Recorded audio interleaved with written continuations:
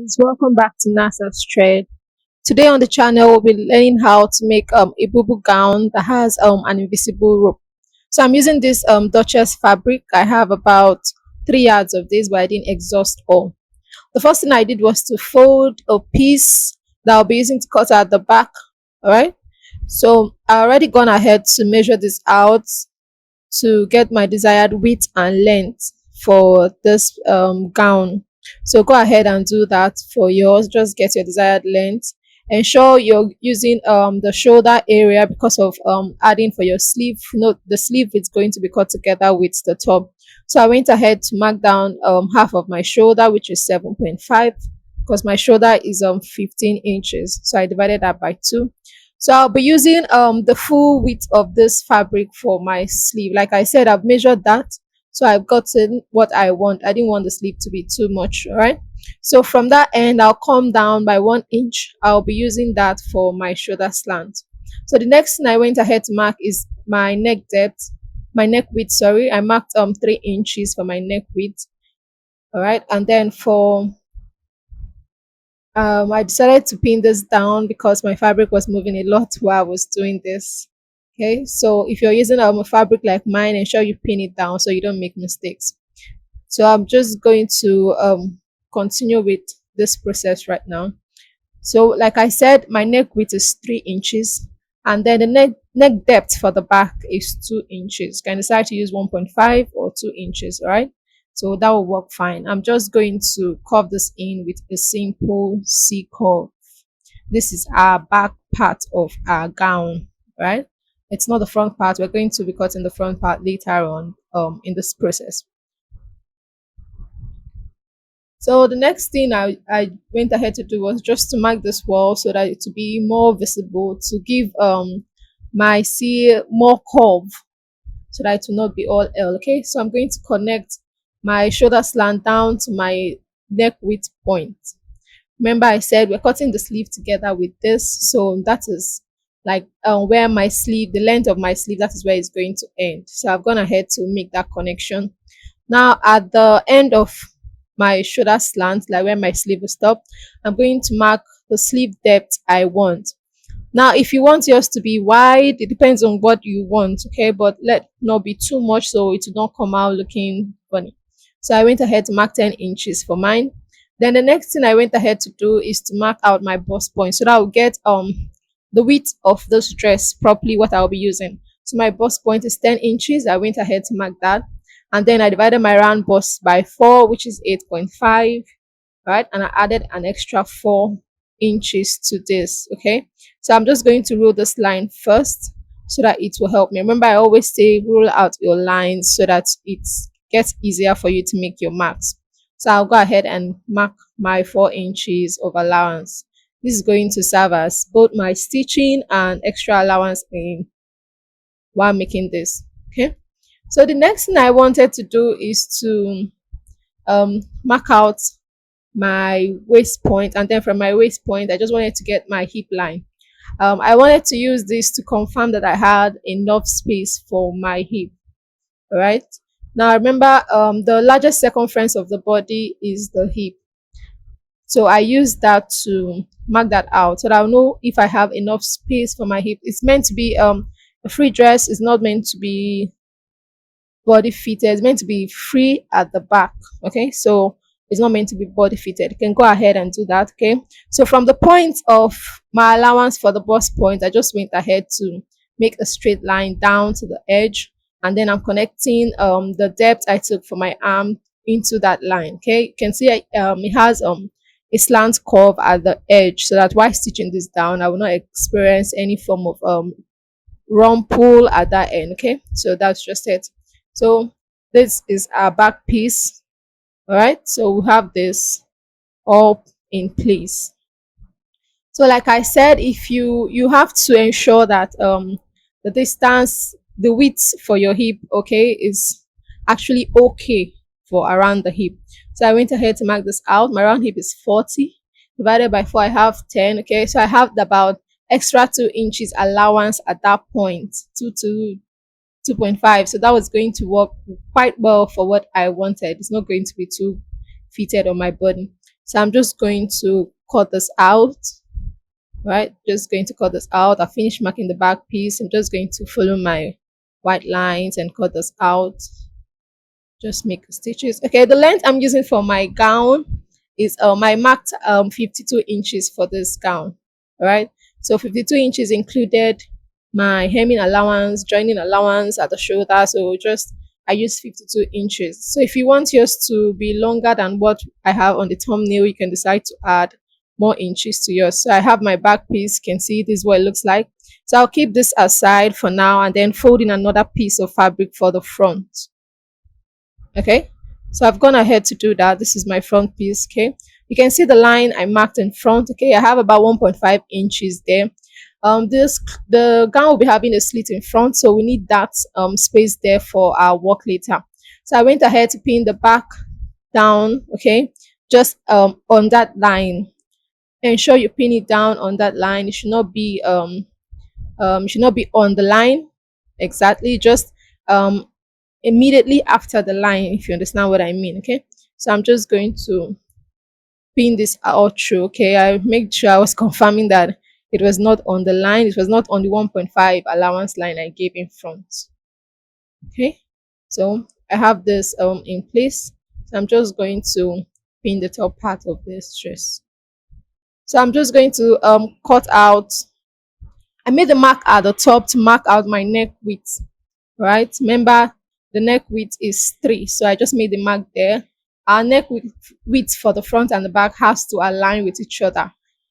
If it doesn't align, it makes joining quite hard, and it will not give you the desired effect it's meant to give. So ensure the width at the back and the front are always the same, no matter what you're working on, no matter what clothes you're working on.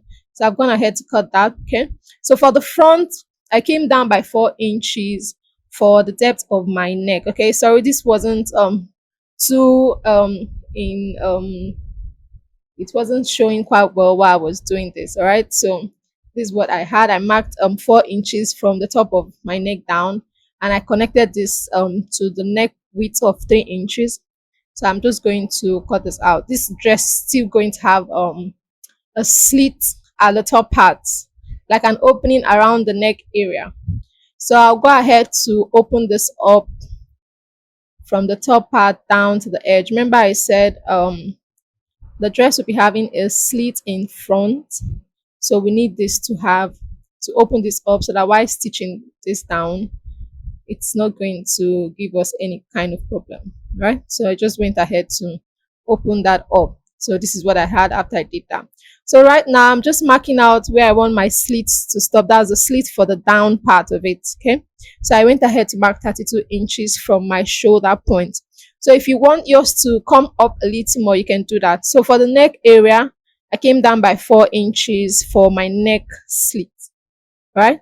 So for the tie slit, I came down by, and then I came down by this thing. All right, so this is what we have after that. Okay, I'm sorry, I actually went ahead to stitch down from the 4 inches I gave in front to the 32 inches point I marked for my slit at the down. All right, I hope you got that. Okay, so this is what I have. It looks like this. Next thing I'm going to do is to take my hemming gum and then hem this down by placing this in between my clothes, okay, and the allowance I have, and then I'll hem it down to the edge and do the same for the other end. All right, I'm going to do that with my iron, and then after doing that, I'll take my bias tape and then pipe the neckline of this. Okay, I'll ensure I pipe this from front to back, and then also repeat the same thing for the back piece. Pipe it from front to back. Okay, so you have it smoothing out. So I've gone ahead to do that. You can see I've hemmed it. This is the front piece. This is what we have. You can see the neckline. I've already piped it up. We have this looking like this. Okay, so this is the back. This is what it looks like. And I also went ahead to pipe the neckline of my back piece. So you can see it like this. I'll keep the back piece aside and bring this. Okay, so now we're going to work on the placement of our belt. Now, like I said, if from the thumbnail, you see the front part is a little bit tight, okay, while the back is free. You can decide to use an elastic, but it has some kind of ruffles effect it gives. It didn't come out as nice. Okay, So I've gone ahead to cut out belt. I'll be using belt instead of an elastic. Okay, it measures about 23 inches. Now my round waist is 30 divided by 2, I have 15. So I used that and then added extra length to this. Say I have two of this. And then after folding and turning this over, I have about 1 inch of it. So just go ahead and do yours like that. So the next thing I'm going to do is to mark out my waist point. Now I've not joined the shoulder, so I'm going to add that while doing this. My shoulder to waist is 16, but instead I marked 16 and a half. Okay, because I'll be using the half inch later to join the back and front piece together. I hope you understand. So instead of using 16, because I'm not joined the top, I use 16 and a half. Okay, so I'll just rule a line from one end to the other to connect this together, because I'll so that I'll use that to place my belt. Okay, so from the edge of this, okay, because I'll be joining this at the edges, I went in by 1 inch. That will be used for my stitching allowance later on, and I did the same thing for both sides. So remember I said my round waist is 30 inches. To get the perfect placement of your belt, go ahead and divide whatever round waist you have by 4 inches. So I went ahead to do that. So I have 7.5. I'm marking 7.5 on this end. Okay, and I will repeat the same thing for the other end. I'm going to mark out 7.5. Now notice I'm marking this from the midpoint of where I did my joining, so ensure you do it from there. So I just mark this down. Okay, so I'll bring in my belt.